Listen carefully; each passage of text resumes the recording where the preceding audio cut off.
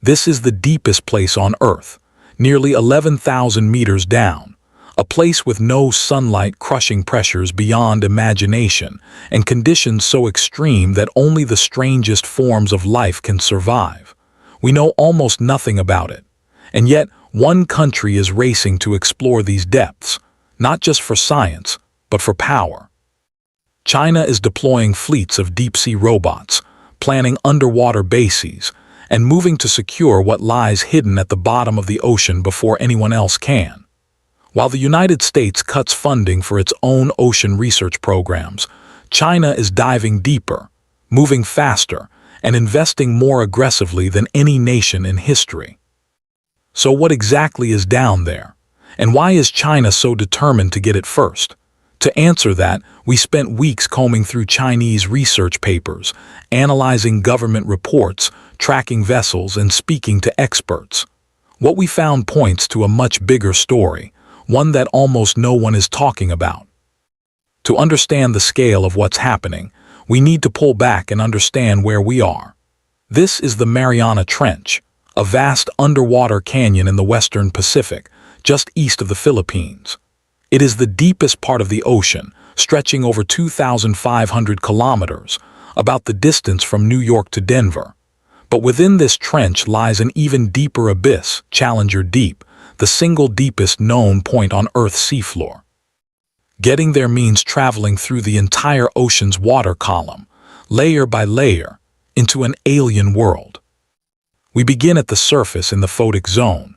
Here, sunlight floods the water, reefs burst with color, and fish dart through crystal-clear shallows. It is the ocean we know, the one we swim, snorkel, and surf in. But this world vanishes quickly. Sunlight penetrates only 200 meters down, and below that begins the twilight zone. The twilight zone, or mesopelagic zone, stretches from 200 to 1,000 meters. Here, the light fades to near darkness. The pressure increases to 10 times what we feel at the surface, enough to crush most creatures from above. And yet life thrives, strange, otherworldly life. Long silver oarfish, growing longer than a city bus, drift like sea serpents. Transparent sea angels flutter through the gloom like winged ghosts. Eyes grow huge to catch the last glimmers of light, while bodies evolve into soft, flexible forms that bend instead of break. Beyond 1,000 meters lies the midnight zone. Now there is no sunlight at all. The ocean here is black as space. The only light is bioluminescence, creatures generating their own glow, flickering in blue and green. Some, like the anglerfish, dangle glowing lures to trap prey. Others, like the magnapa squid, extend spindly arms 6 meters long, dancing like puppet strings in the void. The pressure here is 100 times that of the surface. 500 pounds pressing on every square inch of your body, equivalent to an elephant standing on your fingertip, and that pressure pushing in from every direction at once. This is also home to the blobfish. In its natural deep-sea world, it looks perfectly normal. But when dragged to the surface, the loss of pressure turns it into the gelatinous, sagging form that became an internet meme. It is a living reminder of how extreme this environment is, and how life bends to its will. Deeper still, at 4,000 meters, lies the abyss.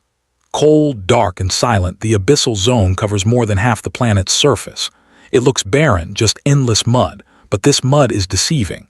It is made of marine snow, the slow, steady rain of dead matter from the ocean above.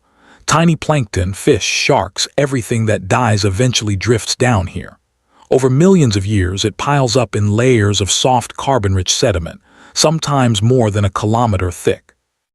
The deep-sea floor is one of Earth's greatest natural carbon sinks, locking away the planet's biological history grain by grain. Life here is sparse, but it adapts. Some creatures feed on scraps. Others wait for something extraordinary, a whale fall. When a dead whale sinks to the abyss, it becomes a banquet. Sharks and hagfish tear into the flesh. Worms, snails, and bacteria colonize the bones. Whole ecosystems bloom around this single fallen body, surviving for decades on its remains. In a place of scarcity, a whale fall is a miracle, proving that even death fuels life in the deep. But survival grows harder as you sink further into the hadal zone, deeper than 6,000 meters. These are trench depths where pressure reaches 600 times that of the surface. Only the strongest submersibles can survive here.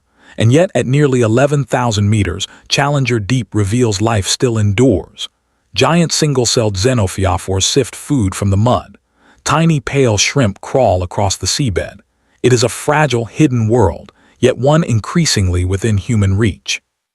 For decades, reaching Challenger Deep was rare. In 1960, Swiss engineer Jacques Piccard and U.S. Navy Lieutenant Don Walsh descended in a steel sphere.